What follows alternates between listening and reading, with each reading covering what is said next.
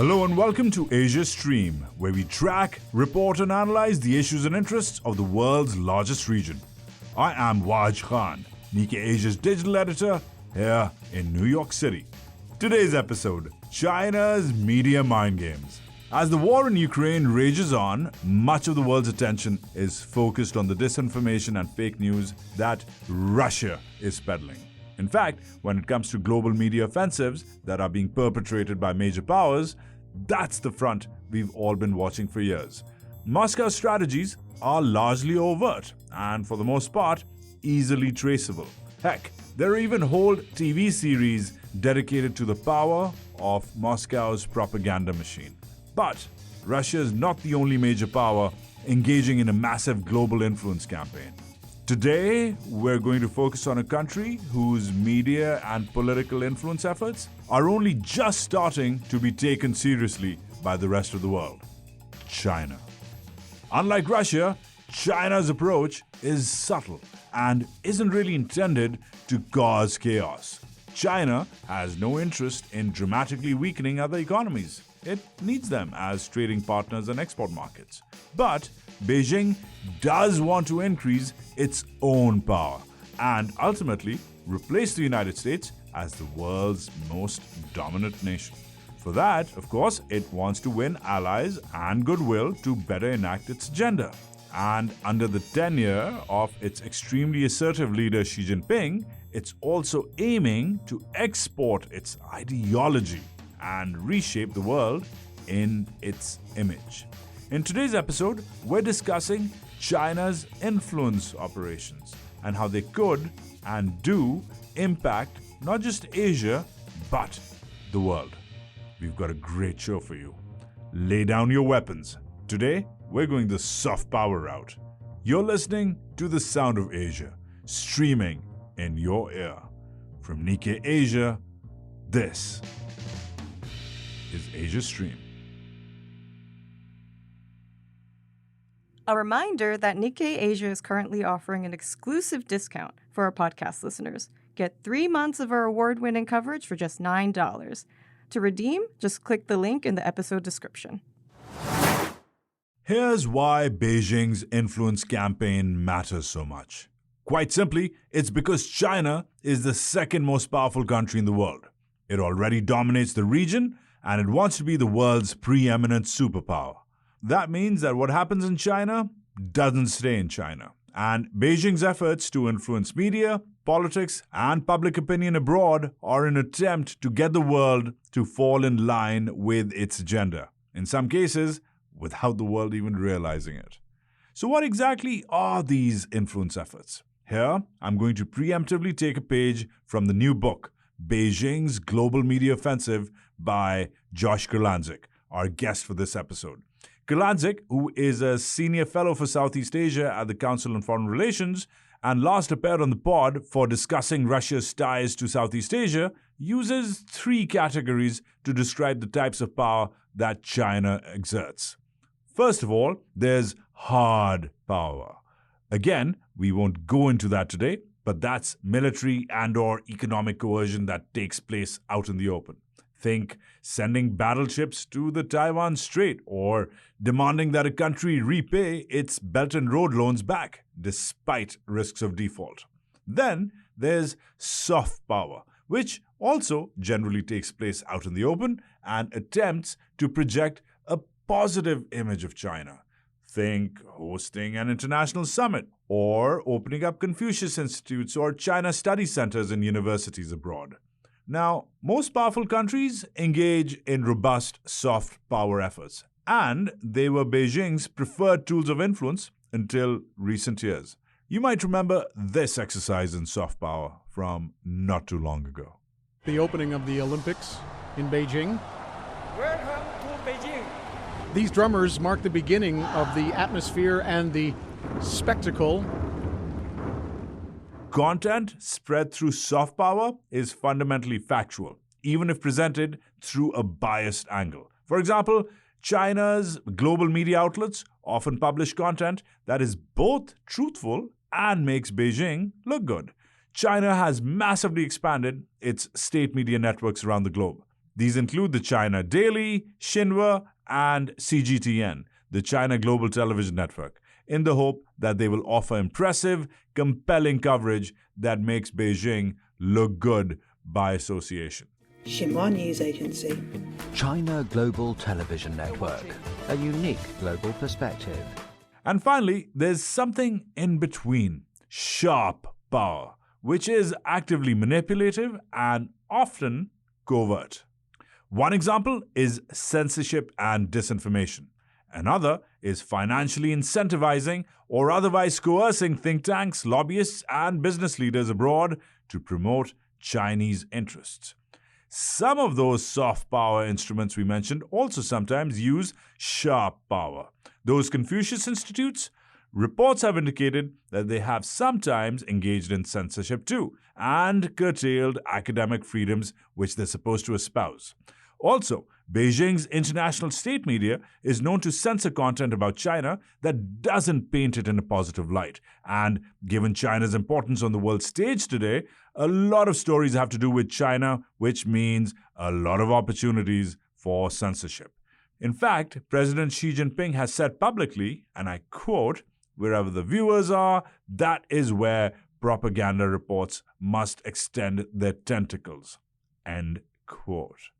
Now, the tentacles are long and getting longer.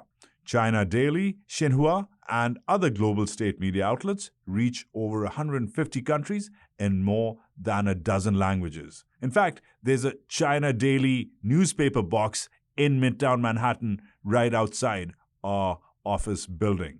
Today, it's easy to find their pro-Beijing content targeting English language speakers. This includes bright-eyed celebrations of the Chinese Communist Party's achievements. What more will the CPC create for the Chinese people and for the world in the decades and centuries to come?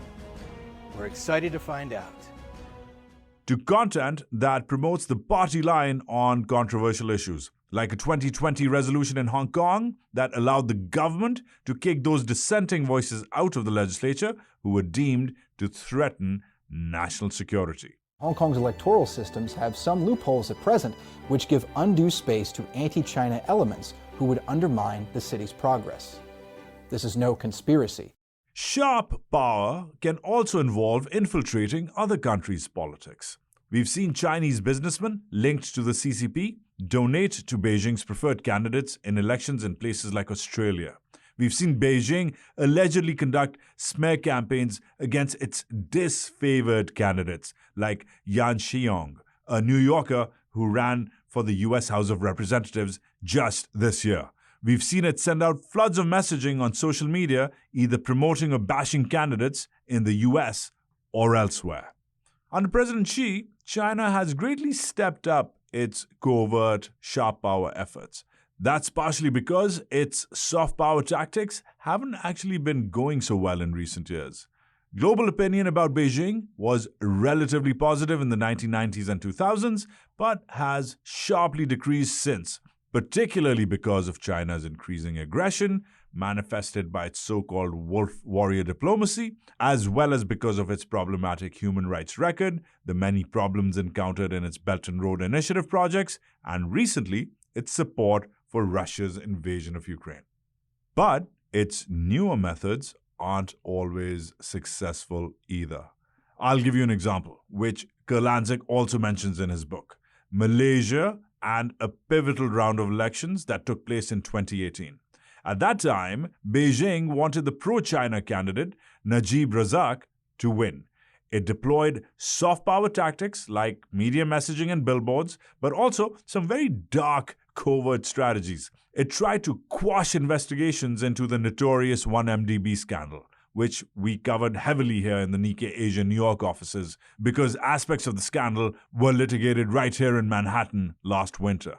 The 1MDB scandal is one of the greatest financial frauds in history. The people who were alleged to have done this theft allegedly stole $4.5 billion. That's a lot more than even some of the worst dictators in history have stolen. The 1MDB is a sovereign wealth fund for Malaysia, and the scandal was about billions allegedly being stolen from the Malaysian state coffers. In the recent trial, Beijing-backed former President Najib Razak was found guilty of embezzling about $10 million. He's now in prison. But in 2018, when he was up for re-election, Beijing made Najib some sinister offers. It offered to pressure foreign countries to halt investigations. It offered to bug the homes of Wall Street Journal reporters who were looking into the scandal. But ultimately, all of Beijing's efforts failed. Razak lost. Malaysians noticed that China was interfering in the elections and wanted no part of it. In the end, it was quite a PR disaster. So, not all of China's efforts are working. But make no mistake, Beijing is only ramping them up. In September, the U.S. nonprofit democracy watchdog Freedom House surveyed a geographically diverse group of 30 countries and regions with media environments that are considered free or partly free. And it found that Beijing is exerting high or very high levels of media influence effort in over half of those countries. That's why it's important to talk about the scale, scope, and stakes of China's influence operations. And to do so, we're bringing in Josh Kurlantzick himself. Asia Stream correspondent Monica Hunter-Hart will be interviewing him. Here's the conversation. We are now welcoming back to the pod Josh Kurlantzick, Senior Fellow for Southeast Asia at the Council on Foreign Relations. He's the author of the new book, Beijing's Global Media Offensive, China's Uneven Campaign to Influence Asia and the World. It's an excellent book, and it will form the basis of much of our conversation today. Josh, welcome back to Asia Stream. Thanks for having me back. So I want to start by talking about recent events to get some up-to-date examples of how Beijing is working to exert its influence. In late November and early December, we saw protests break out across China, which is extremely rare. Thousands of people demonstrated against zero-COVID policies. The events were significant enough that Xi actually did heavily roll back zero-COVID restrictions on December 7th. How did the Chinese Communist Party attempt to influence public perception of those events, both domestically and internationally? Well, first of all, I just want to correct that it's not really actually extremely rare. This is one of the things that's sort of misunderstood about China. There's like tens and even sometimes the Ministry of Security Services counts over 100,000 protests in China every year.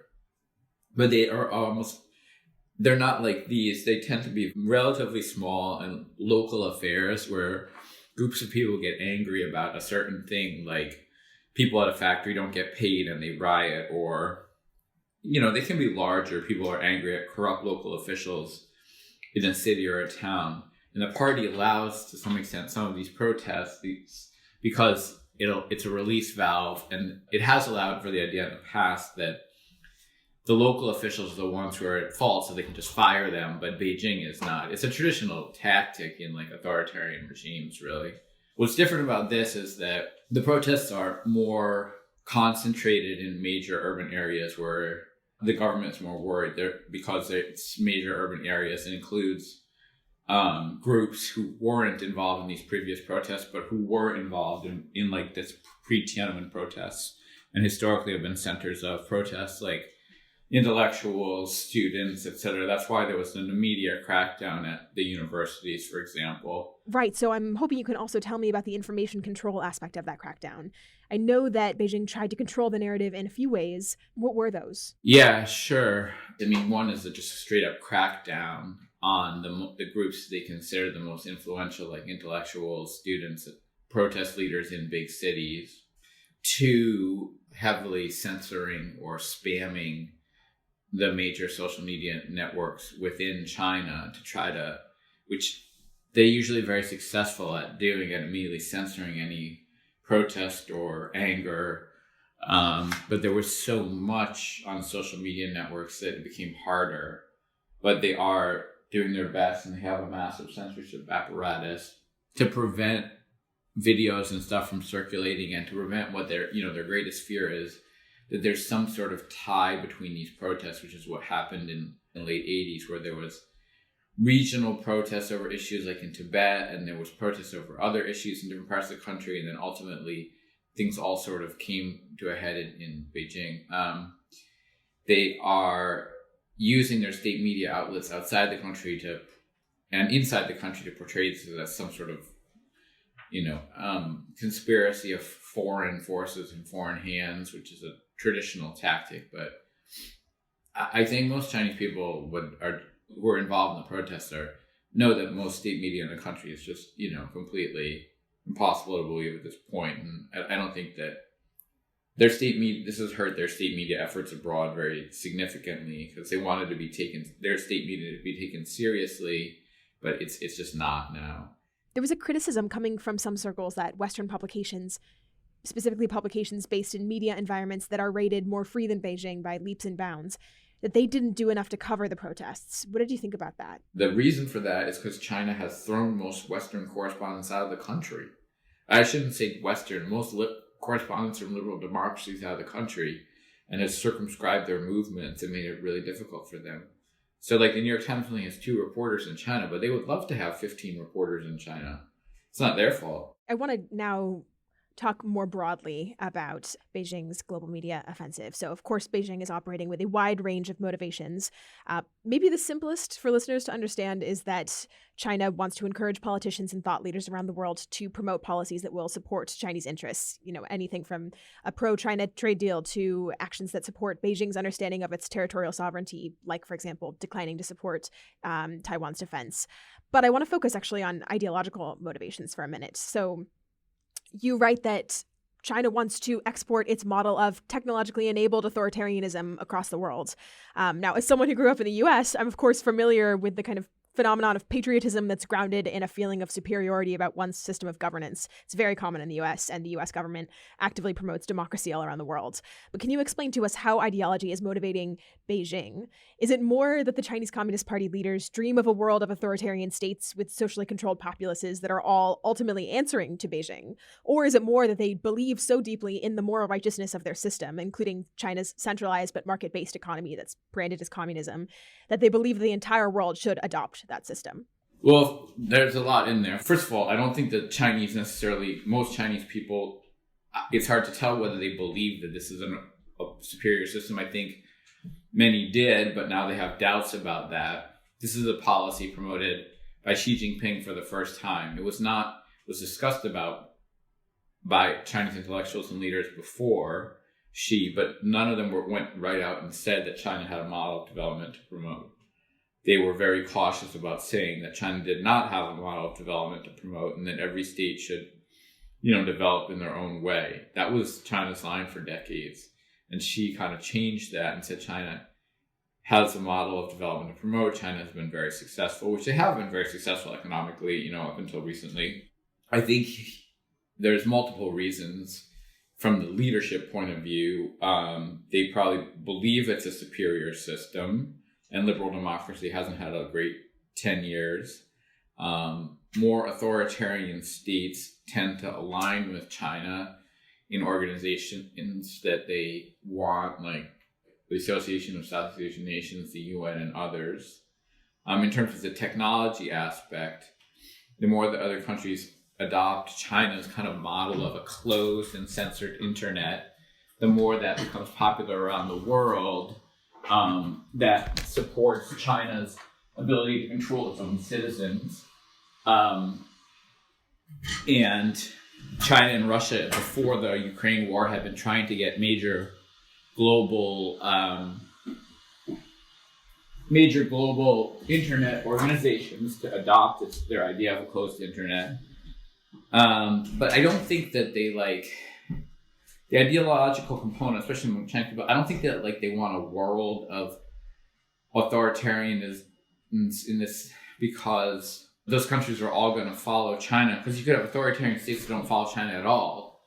I think it's just more that she was the first to enunciate what seemed that China indeed had developed this type of unique authoritarian capitalism that was working well. And you found that even in the Western press somewhat. But I don't think it's that, especially now if you ask, average Chinese people or intellectuals, that they think this is the greatest model. I think there was a lot of nationalism, and some people think that, but the city on the hill stuff is really a very unique U.S. phenomenon that very few countries share, maybe France, very few, but China doesn't necessarily have that aspect of it. Got it. Yeah. And maybe sticking with this kind of theme of comparing China to other states for a minute. So clearly many countries exert soft power, sharp power, and hard power on the world stage. What are the unique innovations that China is bringing to these efforts? With soft power, they were trying to copy actually a lot of other countries' efforts and some of their own more successful efforts from the 90s. They wrote an earlier book.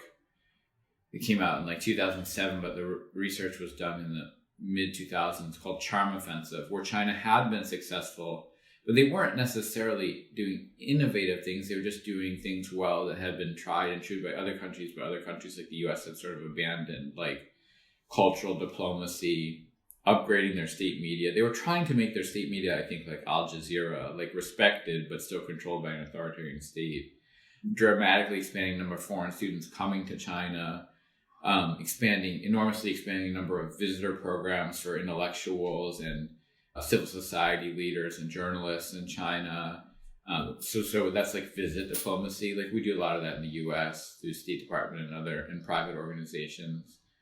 And at that time in the 90s and the early 2000s, they also were increasing their aid, which ultimately they continued to do and resulted eventually in BRI, which has now developed significant problems. But they created a sort of more modern diplomatic corps, got rid of a lot of the people who had been left over from the late Maoist era, and had a lot of younger diplomats who were more able to engage with the population in places and were. So at that time, they weren't really promoting their model. The diplomats were, circulating among the population, promoting China, and they weren't engaging in what China's doing now, which is kind of bullying, aggressive diplomacy. They're presenting themselves as a different type of power, one that, unlike the US, would be like listening to other countries, particularly smaller countries, regional states, and sort of working with them. They also became a leader in trade diplomacy as the US kind of abdicated that over time. Trade diplomacy in Asia. But none of that is like novel. It's just that China was doing these things really for the first time, at least since Mao's time, and had been doing them pretty well. A lot of that soft power has really ebbed in the last 10 years. China was able to do it in the 90s and the 2000s because it wasn't so threatening to its neighbors in other countries. So it could legitimately present itself as kind of a different, more understanding type of power. Now it's a lot harder to do. Just like it's hard for the US to do in some ways, in its neighborhood. Like US soft power might have, a powerful effect in Europe or parts of East Asia where views of the US are pretty warm, but like, in Mexico, in Central America, in South America, US soft power is just hard because the legacy of the U.S. relationships with most of the countries in the Western Hemisphere is so bad. And so in terms of sharp power, that really started like in the last 10 to 12 years, where China started to build up a disinformation apparatus on social media, learning from Russia, I think clearly, probably directly learning, but also just indirectly learning from Russia's successes in the last few years. Espionage has always existed, but stepping up to political influence campaigns in other countries has grown in the last 5 to 10 years as China realized that there was basically no defenses. And the real sort of intense outreach to like Chinese students associations and other diaspora Chinese groups in other countries, and trying to convince them to adopt pro-Beijing lines and self-censor, even if those organizations are not actually made up of Chinese nationals, has been a central part of their strategy as well. Sharp power strategy. Beijing's influence campaign is currently expanding, is being refined, but is often unsuccessful. Can you explain to us what are the biggest mistakes that Beijing is making that are holding back its influence efforts? Sure. Well, for one, it just becomes harder to influence regional states who have a long history with China, similar like to the U.S. and Mexico or U.S. and Central America, who have a high knowledge of China and high levels of suspicion, places like Vietnam and Singapore. As you become more powerful and then become much more assertive and bullying in your formal diplomacy, And at the same time, you're also becoming more militarily powerful and assertive, like in the South China Sea and Taiwan. It undercuts your ability to wield soft power. And that happens for the US as well. Second, the authoritarianism of Xi Jinping and the really intense authoritarianism has basically killed a lot of China's cultural diplomacy, because soft power rests in some part on cultural diplomacy. And a lot of that rests on the private sector appealing to other states. So like South Korea has become this cultural diplomacy, this soft power giant, because it's producing all this really interesting content for streaming and for movies and etc. But that's because South Korea is a real democracy. China can't do that because it has like crushed a decade of artists and intellectuals and writers and stuff who were still thriving to some extent in the 90s and early 2000s. So it's hurt itself in that way too. I mean, they exist, but they've fled the country. So it's private sector cultural exports and it's private sector business exports, which is also a form of soft power. Like China has a lot of globally competitive companies, TikTok, Alibaba, Tencent, and others, but Xi Jinping is increasingly crushing those too and trying to control them. And that's also hurting its soft power. Then the sort of aggressive wolf warrior diplomacy, just like slamming other countries, isn't helping. The ramped up use of economic coercion against places like Australia, some Southeast Asian countries, even as far away as Lithuania, that's not helping. And then the state media outlets have, other than Xinhua, which has been more successful because it can just be blended into the local news outlets in countries, because it's just a news wire, so it can just appear like in the Thai press. People don't really pay attention. They just see stories. They don't really pay attention whether it comes from Xinhua or not. But the other ones, China's TV and radio state outlets, are just so turgid and boring. They never became like Al Jazeera because the Qatari government, for all its major flaws, did allow Al Jazeera, outside of covering Qatar, which Al Jazeera would not do, covering some aspects of the Middle East, allowed Al Jazeera a fair amount of freedom. The Chinese government just wasn't going to let its outlets do that, and so the content is just boring and has become more boring as China has had more to cover up in the last year, 2 years of zero COVID or so. You also write that Beijing won't be held back forever, that it will learn and grow from its mistakes. If it's ultimately successful in refining its tactics and exerting massive, effective influence on the world, both in authoritarian states and democracies, what would that world look like?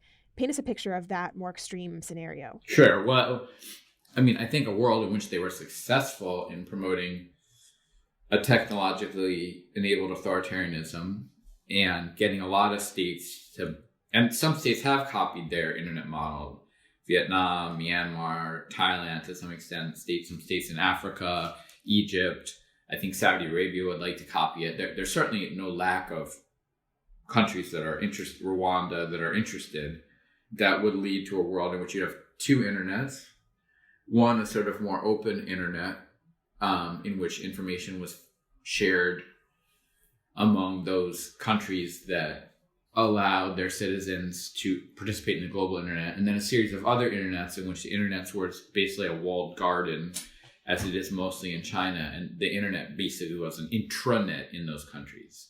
So that would divide the world badly and also lead to a sort of vacuum of information in a huge number of countries. I mean, Russia has also adopted this now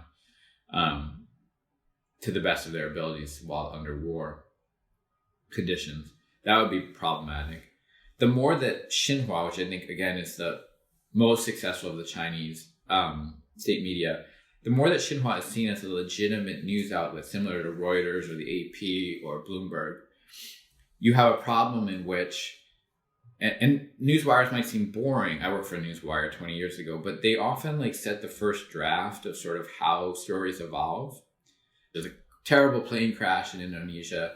The newswire reporters get to, and they get the story out first. If the first draft is that plane crashes because of pilot error, you're going to see that, and that's going to be spread all over the world. And then it's left then sort of to the other bigger news outlets to try to tease things out. it's sometimes hard to roll back, even if they're wrong, that first draft. And the more that Xinhua does that, it doesn't necessarily mean they'd cover a plane crash wrong, but anything related to China, it becomes more problematic because the first draft of stories will have a pro-Beijing tilt. So that's highly problematic. And then you have the third aspect that if China was really successful and influenced with sharp power in paying off politicians and influencing elections and using disinformation to denigrate liberal democracy and anger people and promote their own candidates and promote self-censorship, which we didn't even talk about this, but clearly they have been successful with some of the American business community, for example, like Hollywood with that, and to some extent the NBA, then you would have a world in which there would be sort of a veil of silence dropped in many liberal democracies on talking about the huge problems in China and the increasingly authoritarian state, which is far, far, far more authoritarian than it was even 10 years ago. And that would be terrible for global democracy, global human rights. And it wouldn't be good for Chinese people either. I'm just curious if you have any advice about what maybe the casual media consumer should keep in mind to kind of guard against passively consuming content that is either misleading or is perhaps overt disinformation that's coming from Beijing. Well, that's the difference between Xinhua and like CGTN or China Radio International, where you have to actually seek out CGTN and China Radio International and turn them on, which is why they've not done so well. Whereas Xinhua just sort of filters into the consciousness because it appears in news outlets increasingly around the world. And so, I think people should be cognizant of that.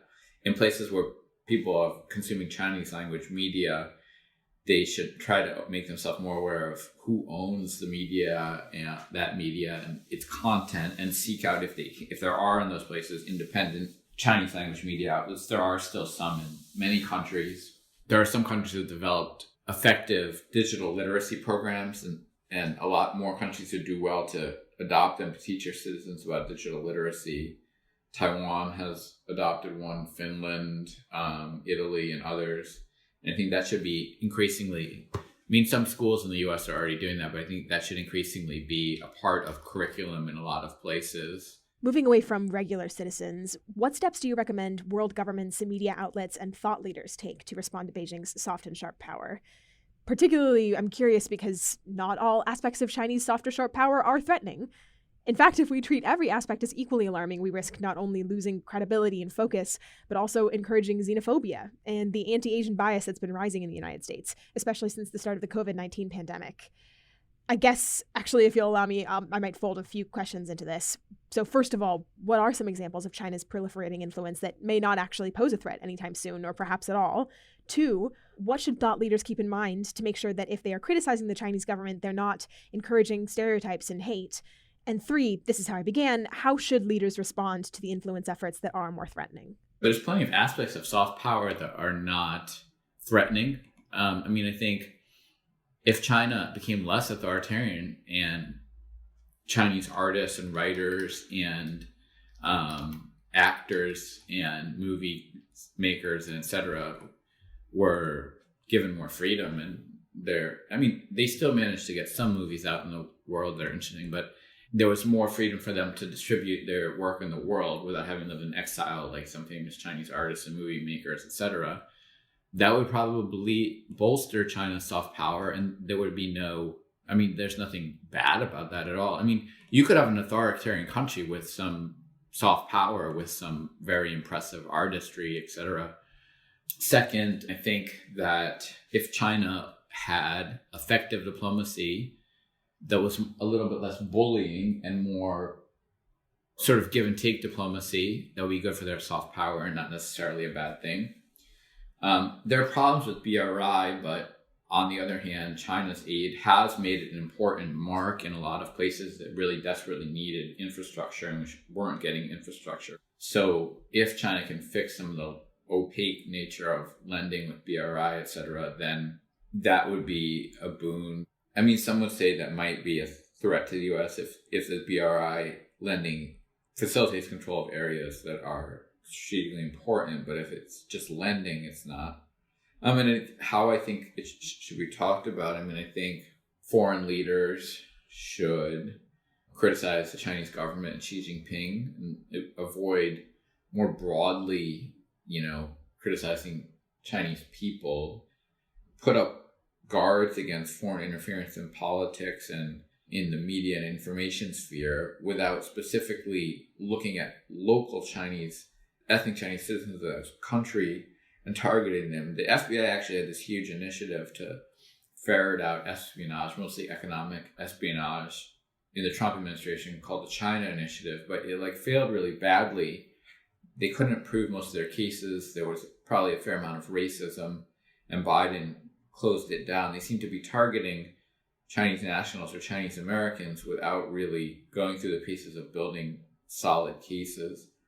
I think third, major democracies need to bolster their own soft power efforts to the extent that they can. A lot of the U.S.'s soft power, for example, comes from things that Biden can't control, like the NBA or Hollywood or famous artists and rappers and stuff. He has no control over that, But to the extent that they can, continuing to support independent media in other countries, continue to fund very fully places like Radio Free Asia, Voice of America, which deliver some of the only independent reporting in a lot of authoritarian states, including China.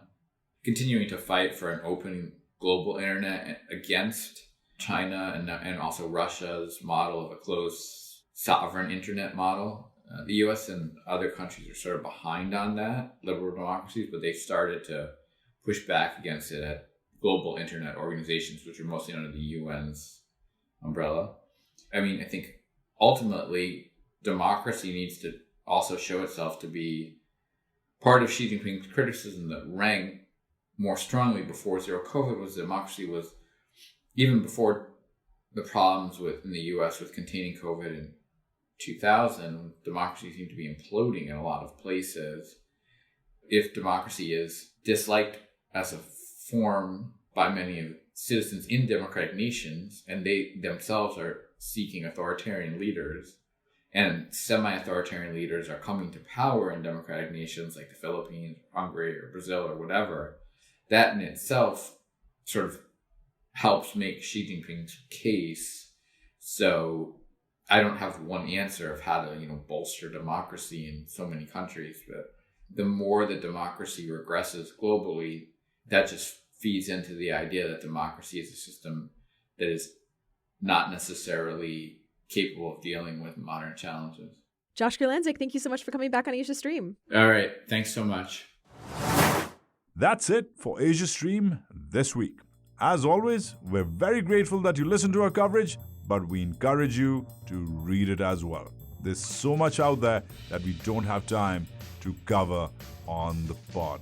So head to Nikkei Asia at asia.nikkei.com, both for more in-depth coverage of China's influence efforts and all things related to Asia. And if you enjoyed this podcast, please share, subscribe, and leave us a review. And a last reminder that Nikkei Asia is currently offering an exclusive discount for our podcast listeners.